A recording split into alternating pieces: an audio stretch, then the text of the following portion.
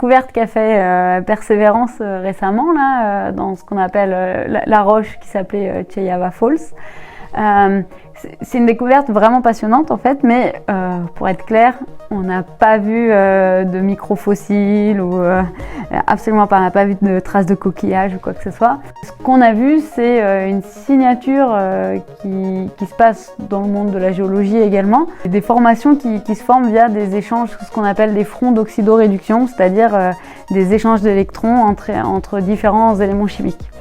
Donc ces choses-là, en fait, c'est ça ce qui apporte un peu la couleur blanchâtre aux taches de léopard dont on parle. Ces choses-là, ça a un peu fait le buzz parce que sur Terre, quand on voit ça, souvent c'est associé à des micro-organismes.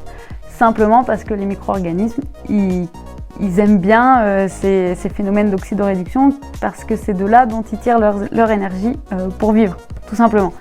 Ça ne veut pas dire que sur Mars, il y a des micro-organismes, parce que ce type de réaction chimique, là, ces types de minéralogie qui se forment à cause de ces fronts d'oxydoréduction, ils sont tout à fait possibles via des processus 100% chimiques, donc sans présence de vie. Avec Persévérance, qu'on a fait jusque-là, on a essayé d'explorer les deux hypothèses. On n'a pas tous les éléments pour conclure en fait une hypothèse biologique ou une hypothèse 100% chimique.